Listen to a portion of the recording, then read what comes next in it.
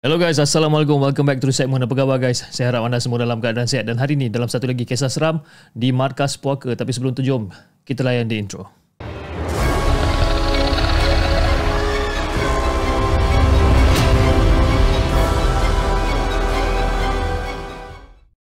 أعوذ بالله من الشيطان الرجيم بسم الله الرحمن الرحيم لو أنزلنا هذا القرآن على جبل لرأيته خاشعا متصدعا من خشية الله وتلك الأمثال نضربها للناس لعلهم يتفكرون صدق الله العظيم.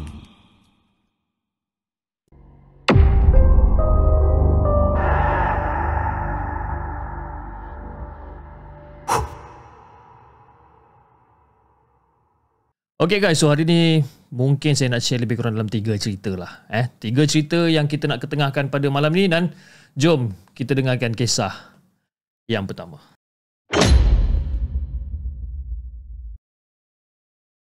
Okay, kisah yang pertama ni, saya nak tanyalah. Okay, saya nak tanya kepada semua yang sedang menonton sekarang ni, ada tak yang suka tengok wayang cerita seram tengah-tengah malam? Tak kisahlah dekat movie ke, dekat rumah ke, tapi kalau nak tengok cerita seram je, confirm tengok tengah-tengah malam. Jadi pernah tak berlaku, katakanlah korang tengok wayang tengah-tengah malam ni, pernah tak berlaku pengalaman yang menyeramkan bila korang tengah tengok cerita hantu ni? Kalau ada, mungkin kita senasib lah, kan? Tambahan pula, kalau katakan peristiwa tersebut meninggalkan kesan yang trauma, yang cukup-cukup orang kata mendalam lah, dekat dalam diri kita ni kan. Okay, cerita yang saya nak sampaikan pada malam ni tentang seorang budak nama dia Aman. Okay, Aman ni pula, dia ni jenis yang kaki tengok wayang. Tak kisahlah tengok cerita misteri ke, cerita hantu ke, dia akan mesti confirm beli dia. Dan boleh dikatakan kalau ada cerita macam ni, memang dia takkan ketinggalan lah. Dan lepas tu, memang sengaja si Aman ni dia akan cari tayangan yang paling last sekali. And usually orang kata tayangan yang paling last ni tayangan dalam pukul 10 malam ke atas lah. Dengan alasan kononnya baru kita dapat feel nak tengok cerita hantu ni. Jadi nak jadikan cerita ni, pada satu malam tu, si Aman dengan kawan serumah dia lah, nama dia Aril, pergi menonton sebuah filem seram ni. Dan cerita ni memang orang kata popular guys. Memang popular. Yalah, filem Melayu kan. Filem Melayu keluar pula cerita hantu, memang puas hati lah kan. Dan lepas tu pula, banyak orang kata dapat coverage daripada social media, daripada macam-macam tempat lah coverage kan. Dapat review, rating yang bagus dan sebagainya. Dan ada yang mengatakan yang cerita ni memang berbaloi untuk tengok. Si Aman ni macam okey lah, dia nak pergi tengok lah kan. So sampai satu hari tu, dia pun pergilah dengan kawan dia si Aril ni. Campur tolak iklan apa segala macam ni, lebih kurang dalam pukul 11 lebih nak dekat pukul 12 jugalah diorang tengok cerita ni kan. Dan pada waktu tu, si Aman tengah orang kata macam menjeling penonton yang ada dekat dalam dewan wayang tu. Memang tak ramai guys. Lebih kurang dalam 10, paling-paling tidak 15 orang kat dalam tu. Tapi mungkin disebabkan filem ni dah ditayangkan selama 2 minggu. Jadi mungkin dah ramai orang dah, orang kata macam dah ramai orang dah tengok kan. Jadi benda tu, dia punya hype tu dah makin lama makin turun lah. Jadi si Aman dengan Aril ni pun layan lah layan diorang berdua ni dan juga beberapa orang penonton dekat wayang ni. At some certain time, bila Aman dengan Aril ni tengok, kadang-kadang diorang terdengar juga ada orang terjerit, terpekik kan, menonton cerita ni disebabkan diorang ni terkejut. Jadi si Aman dengan Aril ni macam, yelah, diorang ni jenis yang suka tengok cerita-cerita seram. Jadi diorang boleh agak ataupun diorang boleh, orang kata apa, boleh expect bila jump scare ni akan berlaku kan. Jadi dia pun macam okey lah, dia tengok gelagat-gelagat dia orang ni macam dia ketawa je lah. Dan sekali-sekala bila skrin beralih jadi terang kan, macam usually kalau macam kita tengok cerita wayang kan, skrin tu macam gelap kan. Tapi bila time ada scene yang seterusnya, scene dekat luar rumah ke, tiba-tiba jadi tegang kan, jadi wayang tu macam tegang lah. Jadi bila scene tu beralih menjadi scene yang orang kata siang ataupun terang kan, si Aman ni cubalah menoleh ke arah pengunjung lain ataupun penonton lain yang berada kat situ. Dan masing-masing masa tu macam dalam keadaan cemas, dalam keadaan takut tau. Sampai kan ada yang tutup muka kan. Dan hampir setengah jam cerita ditayangkan dan secara tiba-tiba skrin dekat depan diorang ni bertukar menjadi gelap. Seolah-olah macam terpadam tau guys. Dia macam terus blank. Dan semua macam bertukar sunyi je dekat dalam wayang ni. Dan pada waktu tu si Aman jeling si Aril kat sebelah. Jadi si Ariel ni pula pandang muka si Aman ni dengan penuh, orang kata, tanda tanya. Muka macam pelik aja. Apa hal Apa dia jadi ni? Kan? Jadi mungkin pada waktu tu si Ariel berperasaan sama macam dengan si Aman pada waktu tu. Kan? Lepas tu si Ariel ni pun cakap, Man, kenapa tiba-tiba skrin ni macam gelap ni, Man? Filem dah rosak ke apa? Entahlah bro. Aku pun tak tahu lah. Kan? Tengah syok-syok tengok tiba-tiba gelap lah. Mungkin ada masalah teknikal kot. Jadi guys, lebih kurang dalam seminit lebih 2 minit lah benda tu berlalu. Secara tiba-tiba telinga Aman ni dia macam menangkap satu bunyi tau. Bunyi macam bunyi orang menangis. Walaupun perlahan bunyi itu, tapi memang jelas. Dan bunyi tangisan tersebut orang kata memang cukup sayu. Diselang-seli pula dengan sendu-sendan. Si Aman pelik dia dengar kan. Apa pula nangis ni? Jadi pada waktu tu si Aman ni cuba untuk mendengar dengan teliti daripada mana datangnya bunyi orang menangis ni. Masa tu dia tengah tengok keliling kiri kanan kan, dengan mata yang melia ni, pandang keliling ni. Dan tiba-tiba skrin dekat depan diorang ataupun skrin wayang ni bertukar menjadi terang balik. Maknanya filem tu dah jalan balik kan. Dia macam, okeylah, diorang dah boleh layan balik. Jadi si Aman dengan si Ariel ni pun layanlah balik kan. Layanlah balik cerita hantu ni. Tapi masih lagi timbul tanda tanya dekat dalam diri si Aman ni. Dan suara esak tangisan tadi tu pun masih lagi kedengaran. Walaupun bunyi wayang tu macam kuat, tapi suara tangisan tu masih lagi ada. Jadi bila diorang tengok layan kan, dan the moment scene ataupun skrin wayang ni macam terang sedikit, si Aman ni toleh ke belakang. Dia toleh ke belakang, kosong. Belakang tak ada orang. Dan Aman palingkan pula muka dia ke satu sudut bucu dekat garisan yang paling belakang sekali kan. Dia tengok kat belakang, dia tengok dekat bahagian bucu belakang tu, dia macam agak terkejut. Sebab apa? Dia nampak apa tahu? Dia nampak ada seorang perempuan berambut panjang tengah duduk bersandar macam tu. Dan dia nampak perempuan ni. Jadi dia macam diam je. Jadi dalam hati Aman ni dia macam, siapa pula perempuan ni kan? Dah lah seorang-seorang. Lepas tu duduk pula dekat ceruk-ceruk hujung pula tu. Lepas tu si Aman pun tanyalah kat si Ariel ni, Ariel, kau ada dengar tak suara perempuan menangis tadi? Kau ada dengar tak? Sambil-sambil tu dia macam berbisik lah dengan si Ariel ni kan. Ariel, kau ada dengar tak? Macam ada suara perempuan menangis. Ada. Si Ariel cakap ada. Ariel, aku rasa kan perempuan yang menangis tu duduk dekat kerusi hujung kat belakang tu kot. Dan pada waktu tu si Ariel dengan serta-merta pusingkan muka dia. Aman pun sama jugalah, menoleh. Dan pada waktu tu muka si Aman dengan muka si Ariel ni tiba-tiba pucat kan? Jantung dia orang ni macam orang kata nak meletup, berdegup kencang pada waktu tu. Si Ariel tanya Aman, Man, kau nampak tak apa benda yang aku nampak? Aku nampak bro. Man, aku rasa ada benda yang tak kena ni Man. Sumpah Man, aku macam seram gila ni Man. Dan pada waktu tu Aman diam je. Aman diam tanpa memberikan apa-apa jawapan langsung. Dan memang kata-kata kawan dia ni, si Ariel ni memang betul lah kan? Dan dia orang nampak perempuan tu. Wajah perempuan ni memang orang kata cukup menyeramkan lah. Muka dia ni putih melepak. Bola mata dia ataupun biji mata dia ni pula bulat tersembul, seakan-akan macam nak terkeluar daripada soket mata dia ni. Dan pada waktu tu si Aman ni berdoa je dekat dalam hati supaya filem yang diorang tonton ni cepat-cepatlah habis. Tak sanggup lagi dia nak duduk dekat dalam wayang tu lama-lama, disebabkan fikiran dia dah mula melayang jauh dah. Dia dah tak boleh nak konsentrate lah cerita wayang ni. Senang cerita macam ni lah guys. Tumpuan Aman dengan Ariel pada ketika tu dah bukan lagi pada skrin wayang ni, tetapi dengan perempuan misteri yang berada dekat belakang diorang ni. Apa yang ada dalam fikiran Aman pada ketika itu adalah persoalan yang paling susah nak jawab. Apa yang Aman tanya ataupun apa benda yang Aman fikir ni? Perempuan tu manusia ke ataupun bukan manusia? Lepas tu si Ariel cakap dengan Aman, Man, aku rasa macam tak sedap hati Aman. Jom Man, kita balik Man. Jom kita gerak. Jadi masa diorang tengah nak plan nak keluar daripada wayang ni, dan secara tiba-tiba skrin wayang ni keluar ada satu babak ataupun satu adegan seram yang terpapar dekat skrin ni. Dan adegan tu pula bersertakan dengan bunyi hilayan yang sangat-sangat kuat dekat wayang tersebut. Jadi pada waktu tu si Aman macam, ya Allah, bunyi ngilai pula kan. Tapi yang pelik dia guys, bila dekat dalam wayang tu bunyi mengilai tu dah settle ataupun dah habis bunyi mengilai tu, tapi ada sambungan hilayan tu daripada arah belakang diorang ni. Si Aman perasan benda ni. Telinga dia dapat menangkap bunyi tu dengan jelas sangat. Dan bunyi tu memang datangnya daripada arah tempat perempuan tu duduk dekat hujung tu. Jadi si Aman ni macam sempatlah nak jelingkan mata dia dekat arah perempuan tu. Dan memang Aman nampak perempuan tu tengah ketawa mengikik. Ketawa mengikik masa tu. Tapi cara dia ketawa ni macam pelik tau. Memang pelik gaya dia ni. Aman macam pelik lah, macam kenapa perempuan ni ketawa. Sedangkan cerita yang diorang tengok sekarang ni bukannya cerita komedi pun. Cerita hantu, cerita seram kot.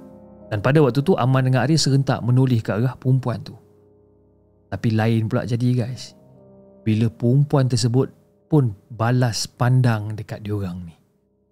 Dan masa perempuan ni balas pandang dekat diorang, perempuan tu berhenti ketawa, dia berhenti mengilai. Dan mata dia tu macam terjegil memandang je dekat arah Aman dengan Aril. Jadi Aman tak tahu. Aman tak tahu sama ada pengunjung-pengunjung lain dekat dalam wayang tu nampak ke tak kehadiran perempuan yang dekat kursi belakang. Ataupun Aman dengan Aril je yang nampak benda ni. Lepas tu si Aril cakap ke Aman, Man, jomlah Man. Aku dah tak boleh nak fokus cerita ni. Aku rasa perempuan yang belakang ni bukan manusia lah Man. Aku rasa dia bukan manusia. Kau percayalah cakap aku Man. Jadi si Aman mengangguk lah. Dia ngangguk, lepas tu dia pun capailah beg galas yang diletak berhampiran dengan kaki dia ni. Dan dia orang pun nak keluar lah.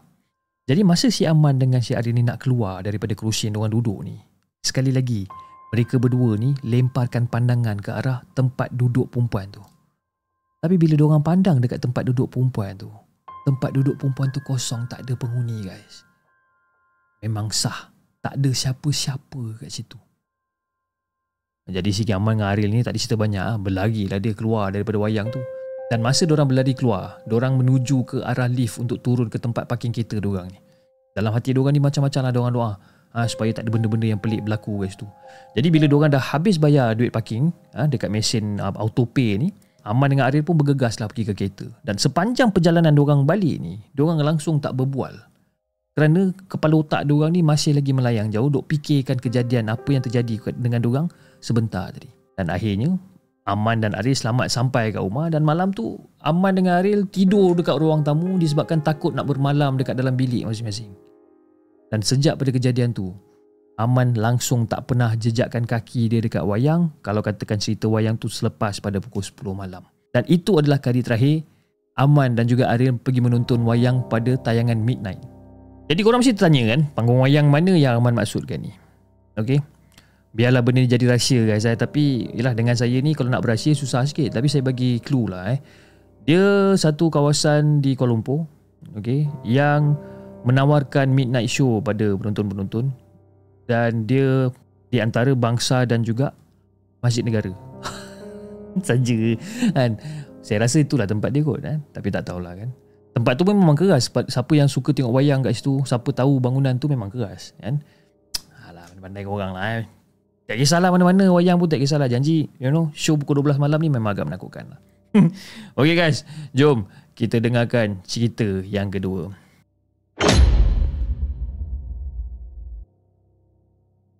Okay guys, cerita yang kedua ni, bagi saya rasa ramai di antara kita ni pernah berhadapan dengan makhluk-makhluk halus. Dekat mana je termasuklah dekat dalam rumah ni. Ada yang mengusik dengan bunyi-bunyian. Kadang-kadang ada yang mengusik dengan menonjolkan diri kan?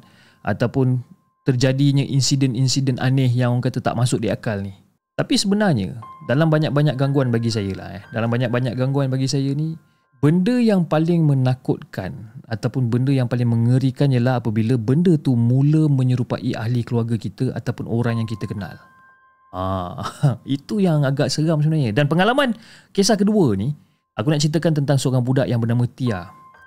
Tia dan juga makhluk halus yang telah menyerupai wajah ibu dia, Puan Laila. Jadi guys, kejadian ni berlaku beberapa tahun yang lalu ketika Tia ni masih bersekolah. Puan Laila ni dia kerja shift petang. Jadi Puan Laila ni dia akan beli lauk yang lauk-lauk makanan-makanan yang dah siap dimasak ni dekat kedai. Lepas tu dia akan telefon Tia untuk masak nasi kat rumah. Malas nak masak kat rumah agaknya, so dia masak nasi je. Tapi belum sempat Tia nak melaksanakan arahan yang diberikan oleh Puan Laila ni, Tia tertidur tau. Dia terlupa nak masak nasi tu. Dan bila dia dah sedar daripada tidur tu, dia dapati ataupun si Tia ni dia nampak macam Puan Laila berada dekat ruang tamu. Dia macam cuak, alamak mak aku dah balik tapi nasi tak masak lagi ni. Jadi Siti ni tengok je lah Puan Laila yang duduk dekat ruang tamu ni dengan memakai pakaian macam baju kaftan tau. Kan? Jadi dalam perjalanan dia nak pergi ke dapur ni, Tia pun pergi tegur lah mak dia ni. Sambil-sambil bertanyakan bila masa yang mak ni sampai rumah. Cakap mak, sorry mak tertidur tadi mak, bila masa mak sampai rumah? Dia tanya dekat mak dia macam ni. Tapi ada satu perasaan yang kurang senang tau. Ada satu perasaan yang kurang senang, macam seolah-olah macam ada benda yang tak kena. Dan pertanyaan daripada Tia ni langsung tak dijawab oleh mak dia ni. Mak dia ni diam je. Kan? Dan Tia anggap yang mungkin mak dia ni marah lah disebabkan nasi pun tak masak lagi. Jadi si Tia ni pun macam malas nak layan mak dia ni, dia pun pergilah ke dapur. Pergi ke dapur, dia pun pergilah cuci beras dan sebagainya ni. Jadi bila dah sampai dekat dapur, Puan Laila tu ataupun mak dia ni berdiri dekat sebelah Tia sambil-sambil tengok, perhatikan Tia ni duk cuci beras. Kan? Dia perhatikan je si Tia ni cuci beras. Daripada dia start cuci beras tu sampailah dia letakkan ke dalam rice cooker, mak dia perhati je. Tapi cara mak dia pandang si Tia masa tu macam agak pelik tau, macam agak tajam pandangan dia ni. Dan mak dia ni macam diam je lah. Dia diam je. Jadi si Tia ni pun macam pelik tau. Dia macam pelik dan dia macam agak cuak lah. Dia macam, aku ni buat salah besar sangat ke sampai mak aku tak nak bertegur dengan aku ni? Jadi pada waktu tu si Tia ambil keputusan untuk cuba untuk pujuk balik mak dia ni. Kan? Si Tia ni pun mulakan lah, orang kata perbualan, orang kata bual-bual kosong dengan mak dia ni. Kan? Sembang-sembang kosong, tanya mak dia hari dia macam mana, makan apa tengah hari kat office dan sebagainya, itu ini kan. Lepas tu dia tanya lagi sekali, mak beli lauk apa tadi mak? Nak Tia panaskan tak? Tak apalah Tia, biar je macam tu. Dan tak lama lepas tu kan, bila Tia dah keluar daripada dapur, nak pergi ke ruang tamu masa tu, bunyi telefon rumah. Dia pun angkatlah telefon rumah. Dan masa dia angkat telefon rumah tu, segala-galanya terbongkar guys. Kan? Panggilan tu adalah daripada mak dia sendiri yang meminta dia turun ke bawah sekejap lagi untuk bantu dia angkat-angkat barang yang telah mak dia beli tu. Peranjat Tia masa tu. Yelah, kalau katakan mak dia yang tengah cakap telefon dengan dia, jadi siapa yang tengah duduk kat dapur sekarang ni? Kan? Dan masa dia letak telefon tu, dia mengendap dekat bahagian dapur.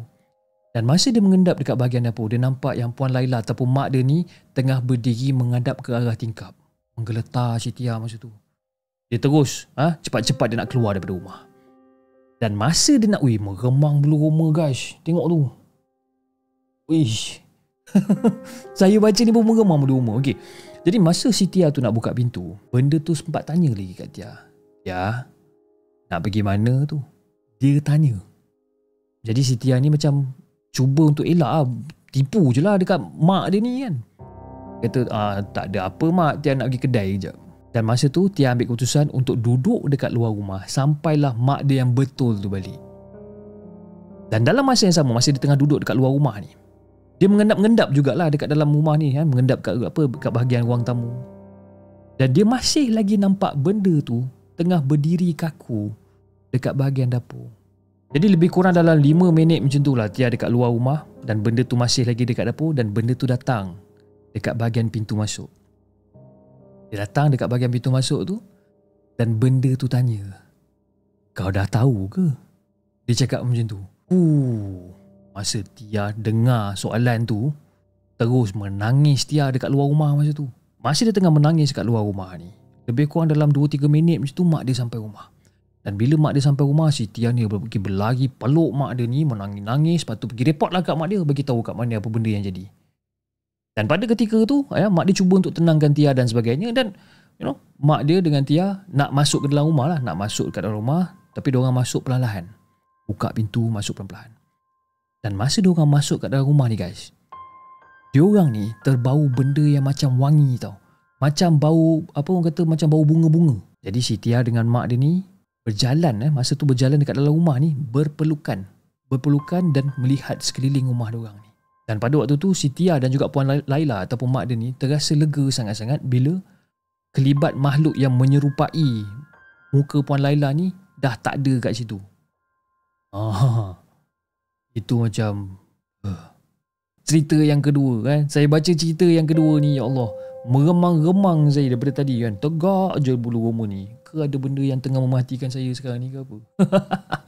Okey, tak mau masa, jom kita kongsikan pula dengan kisah yang ketiga.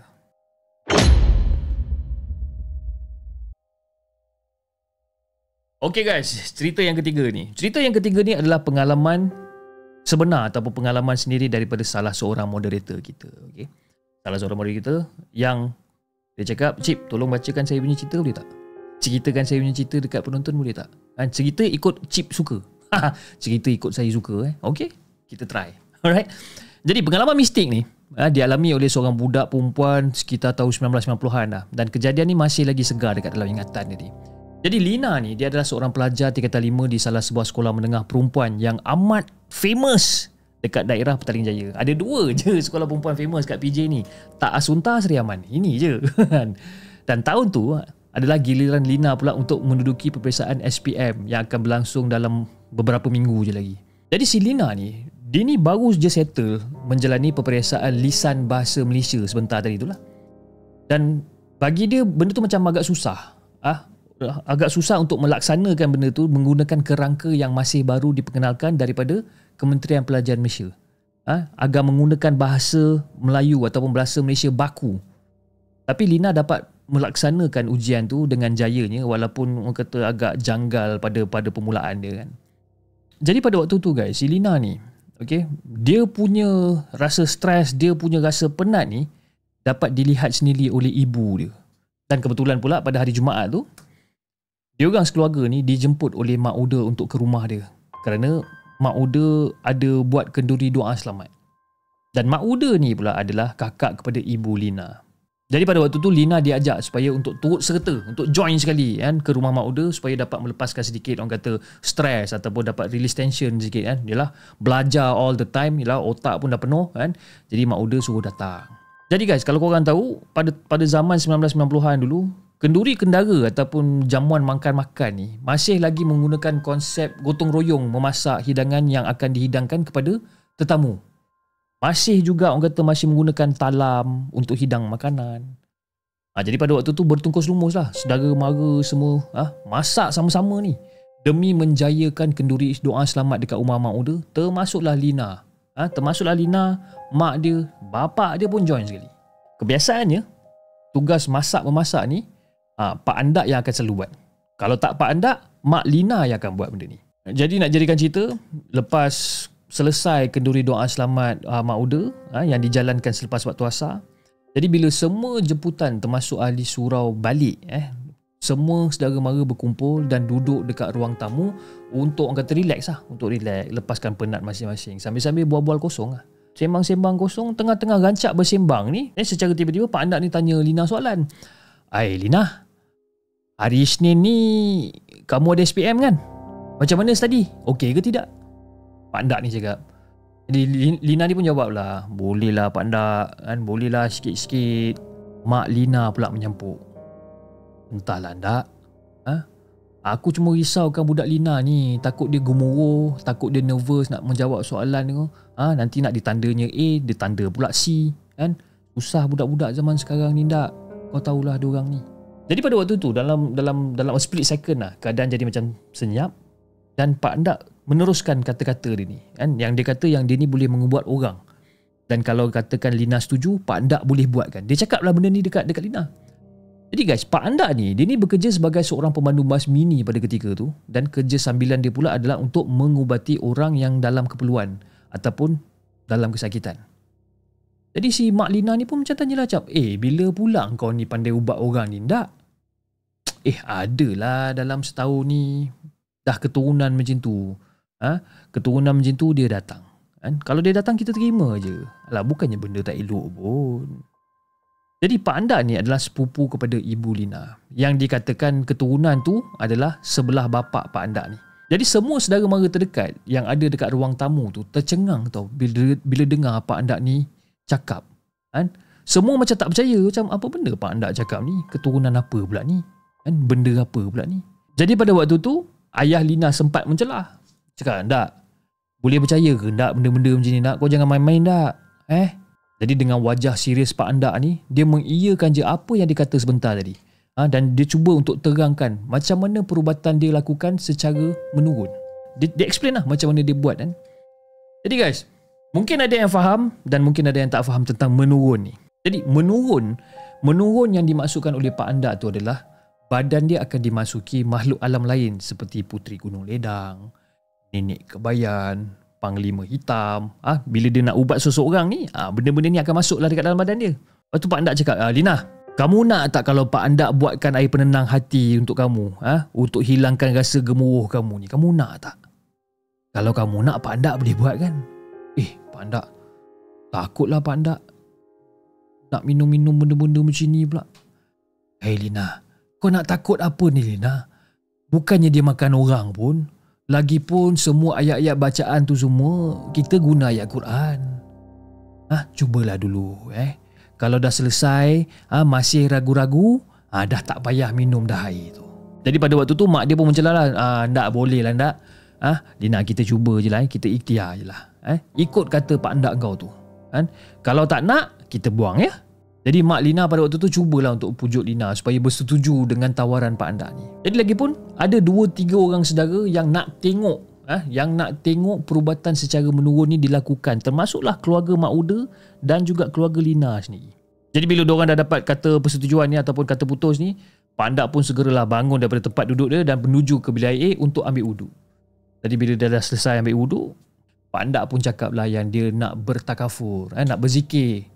Nak berzikir sekejap dekat hujung ruang tamu dan minta supaya sesiapa pun jangan tegur, jangan panggil dia ataupun jangan buat bising pada ketika tu. Jadi Pak Andak duduklah dekat area situ. Dia duduk sambil dia tutup mata tu sambil-sambil cuba untuk berzikir kan. Lepas tu dia cuba macam untuk bertakafur kan. Seolah-olah macam cuba untuk berkomunikasi dengan alam sebelah.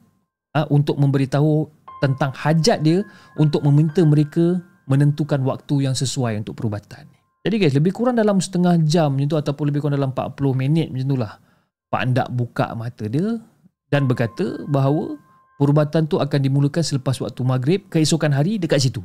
Dekat rumah Mak Uda lah. Dan makhluk yang akan mengubati Lina ni adalah Puteri Gunung Ledang. Tapi menurut pada Pak Andak, Puteri Gunung Ledang ni kadang-kadang akan menghantar orang suruhan dia.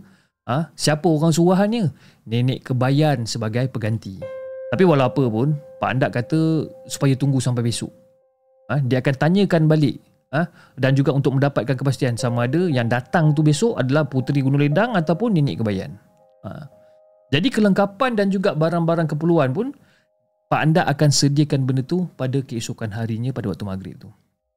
Jadi guys, nak dijadikan cerita keesokan harinya tu, lepas waktu asar dah berlalu, Lina, mak dia dengan ayah dia ni pun berangkatlah pergi ke rumah Mak Uda.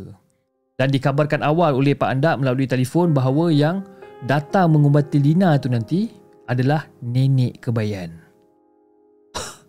Nenek Kebayan guys. Macam mana Pak Andak tahu? Pak Andak kata dia dapat berita daripada alam sebelah ni selepas waktu Zuhur tadi. Puteri Gunung Ledang tak dapat nak datang disebabkan dia ada urusan lain yang perlu diselesaikan, iaitu untuk ubati seorang yang sakit teruk akibat disihir ni. Jadi guys, kelengkapan yang perlu disediakan untuk Nenek Kebayan gunakan pada malam tu ataupun pada waktu maghrib tu adalah sepersalinan baju kurung kedah dan juga kain batik. Lepas tu lagi satu helai kain batik, minyak atar, tepak sirih dan kelengkapan barang-barang sirih. Macam daun sirih, gambir, kapur, buah pinang dan juga gobek. Gobek ni apa benda? Gobek ni dia macam batu lesung ataupun batu tumbuk. Batu tumbuk yang berbentuk silinder dan mempunyai anak dia.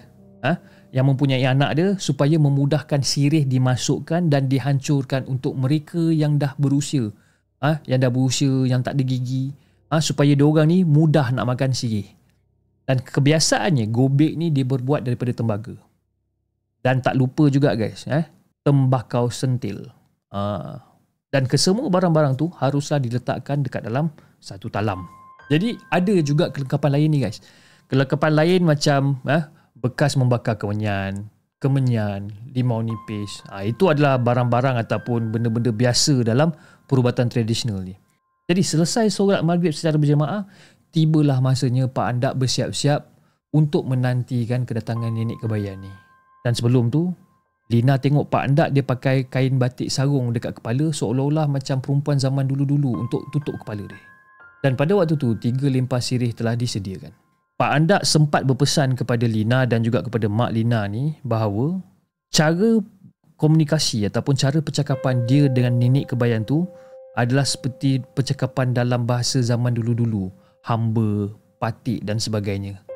Jadi Pak Andak masa tu pun dia ada cakap kalau sesiapa yang nak minta sesuatu dengan nenek kebayan ni, dia kena tanya sendiri. Tak boleh menggunakan orang tengah. Sebab apa? Sebab nenek kebayan ni dia takkan layan dan dia akan tinggalkan tempat tu. Jadi untuk upacara tu, Pak Andak pakai baju kurung kedah dan juga berkain batik. Dan sehelai lagi kain batik disarungkan ke kepala sebagai tudung pada waktu tu. Dan tibalah masanya Pak Andak duduk bersila dekat depan talam, yang kata yang penuh dengan barang-barang tadi, dia duduk bersila depan tu. Dan Lina dan juga ibu dia pun menghadap depan Pak Andak ni lah. Duduk menghadap depan Pak Andak. Dan sebelum dimulakan acara tersebut, Pak Andak ada cakap lagi sekali, dia ada pesan lagi sekali. Misal kata nenek kebayan tu senyap dan juga tak berkata apa-apa, tolong kejutkan nenek kebayan. Besar kemungkinan dia tertidur. Yalah, nenek kebayan kan dah tua, besar kemungkinan dia tertidur. Jadi kalau dia macam tengah bercakap apa semua dan nenek kebayan tu diam aja, kejutkan dia. Jadi guys, pada waktu tu suasana kat rumah tu jadi senyap je, sunyi je, sambil-sambil menunggu kedatangan nenek kebayan masuk ke dalam badan Pak Andak. Jadi si Lina ni duduk dekat depan Pak Andak ni, tunggu agak gementar juga dia duduknya. Jadi guys, bila dalam keadaan senyap sunyi macam tu kan, secara tiba-tiba terdengar ada satu suara perempuan, satu suara perempuan yang tua, lembut, yang bagi salam dekat Lina dan juga mak dia ni. Assalamualaikum. Apakah gerangannya cucu-cucu memanggil nenek kemari? Dan masa tu mak Lina jawab, Waalaikumsalam nek. Dan pada ketika tu, Lina pandang Pak Andak dan Pak Andak ni dia seolah-olah telah bertukar menjadi seperti seorang nenek yang sangat-sangat tua. Badan Pak Andak yang tegap ni dah jadi bongkok badan dia ni. Suara jangan cakap lah guys. 100% daripada garau bertukar menjadi lembut dan juga halus. Kulit tangan Pak Andak ni guys, daripada licin bertukar menjadi kedut 1000.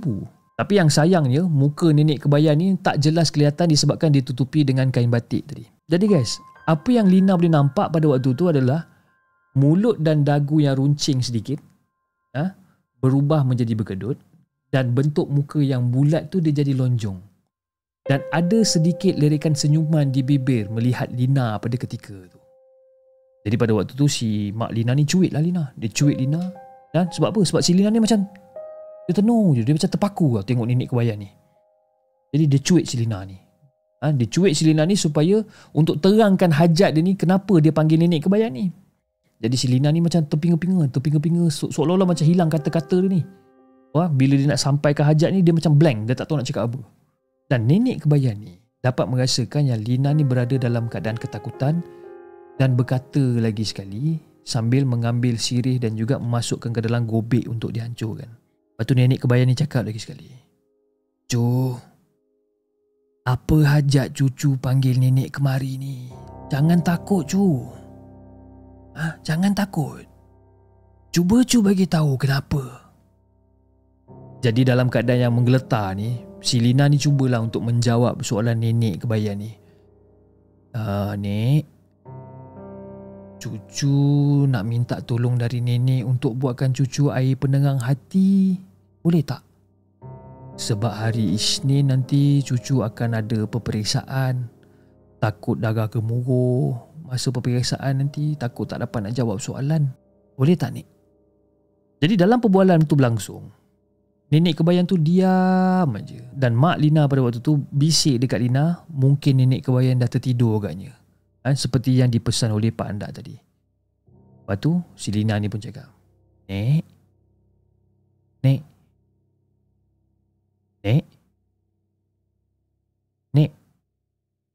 Mak, macam mana ni mak?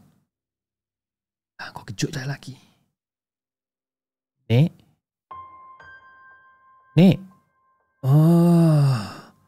apa yang cucu cakapkan tadi?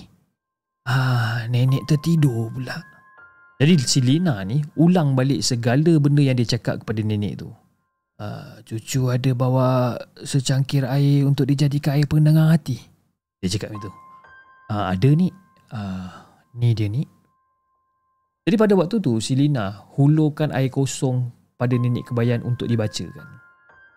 Jadi setelah bacaan selesai, nenek kebayan menghulurkan kembali cangkir air tersebut kepada Lina dan cakap atau pesan Lina sesuatu.